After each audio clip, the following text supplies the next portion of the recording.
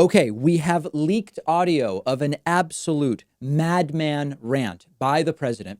This happened during a call that Donald Trump had yesterday with governors from around the country.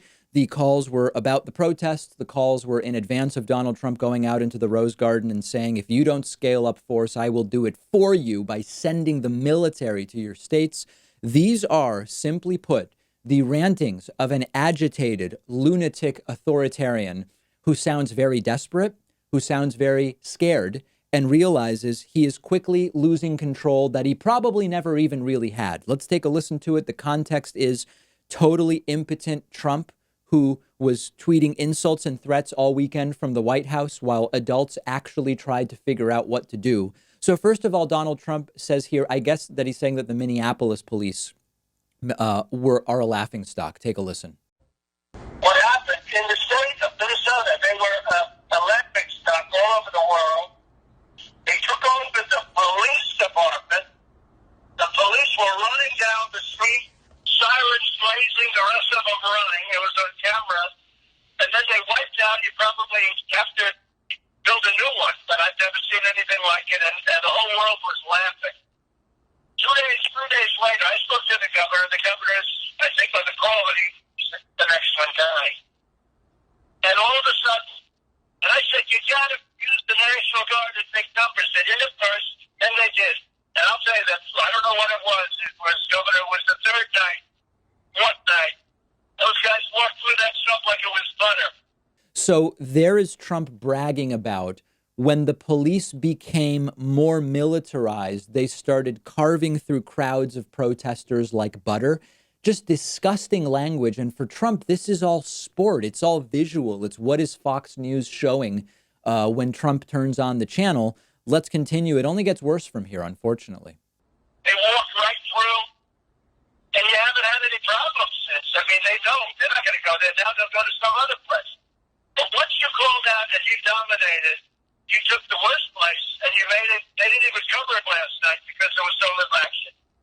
So here's Donald Trump again making the case that police forces need to be militarized. This is part of the problem in the United States. Understand that we have a situation here where we have protests and unrest, which were catalyzed by police using too much force and killing George Floyd. And Trump is demanding that law enforcement use even more force. It could not possibly be more backwards. Then here is Trump again continuing in this leaked audio of a call with governors using the language of the domination of protesters. Take a look. Because you dominated. You dominated. Now, what happened to New York, I have to tell you, I live in Manhattan. What's going on in Manhattan, I have no idea. New York's finest, they got to be allowed maybe to do their job. I don't know what's happening in Manhattan, but it's terrible. And because it's New York, because it's Manhattan, it gets a lot of press. So they really spend a lot of time on it. But New York is going to have to toughen up. And we'll send you National Guard if you want. You have the largest police force in the country, 40,000 people, I understand. But what's going on in New York is terrible. It's terrible. Of all the places.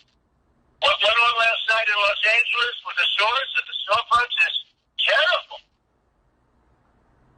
No domination. You have to dominate. Yeah, go ahead, Phil. Again, the police forces must toughen up. We'll send soldiers. You have to dominate the protesters. Trump reportedly angry throughout the entire call. Trump said leaders should be seeking retribution. This is the language of a mob boss. This is not the language of a president of the United States faced with unrest, the likes of which we've not seen for a long time. Trump told governors, you don't have to be too careful. In other words, don't be too careful. Do the opposite of being careful. Trump does not know how to lead. He simply does not have, listen, he doesn't have the cognitive capacity to deal with the complexity of this situation. We have to concede that. And his view is this over-aggressive view of let's dominate the protesters. He seems afraid, not literally of the protesters, but of what this could do to his presidency. But it is just not within him to lead. He doesn't have any tools. As I said yesterday, and a lot of people wrote to me and said, David, this felt like the right metaphor or analogy, and I didn't come up with it. If you only have a hammer, everything looks like a nail. And that is exactly the situation we have. Trump has very few tools. And he doesn't have a velvet glove the way he himself once analogized. He has a couple of different size hammers. And so everything looks like a nail to him. His tools are shaming people, insulting people, making threats. That's what he's doing here, even though it's absolutely the last thing that we need. So we have to realize at this point many things, but I'll focus on two important realizations that we need to come to. And I know many of you have probably come to these realizations already. Number one, we aren't going to get anything but more of this from Donald Trump, period. No matter the circumstances, no matter what is necessary, no matter what is called for, these are his routines, and this is all he can really do. Staged photo ops at the church that we talked about earlier, military deployments, saying governors, you better get it together. You guys are jerks or incompetent or whatever else. That's all we are going to get from Trump.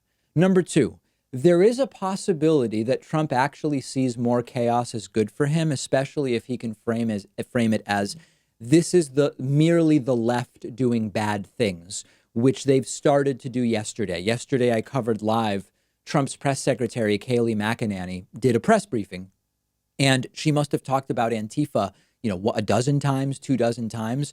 And this is a calculated strategy. They talk about Antifa to dismiss and disqualify the overwhelmingly peaceful protesters, the actual issues that launched these protests. Now, I don't know if it will work.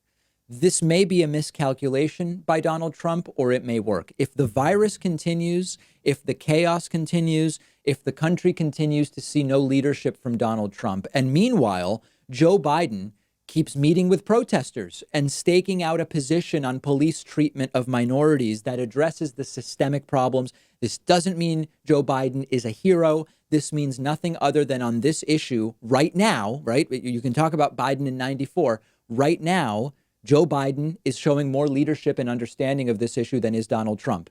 I don't know that Trump is going to come away from this unscathed or with an increased approval rating, because it doesn't look like he's doing anything right.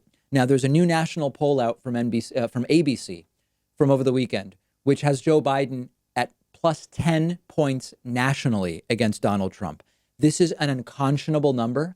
This is on the high end. Polls are generally showing Biden leading by between 4 and 11 nationally, so certainly 10 is on the high end.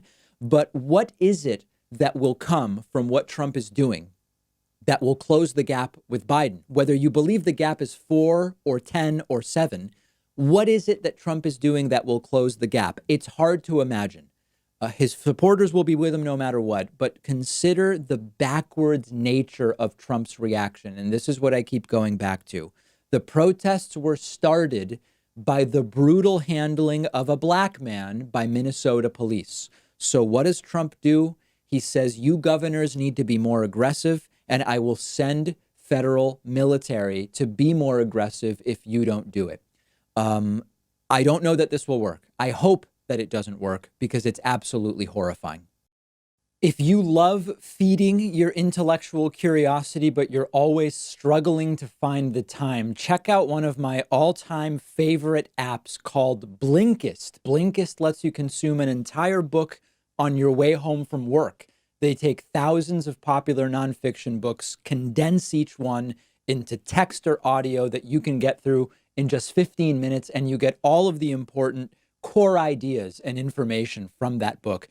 It's perfect if you don't have enough time to do all the reading you want to do, or if you just want to sample a book before you buy the entire thing. I recently read A Brief History of Time, of course, by the great Stephen Hawking. This is a book that I have been aware of for so long, and other things got in the way, and it was fantastic to check it out on Blinkist. Blinkist has books on politics, philosophy, science. They have 27 different nonfiction categories, and a subscription is only about $8 a month, and you get the entire library. But you can try it totally free and get 25% off a subscription when you go to Blinkist.com/Pakman. I've put the link right underneath this video.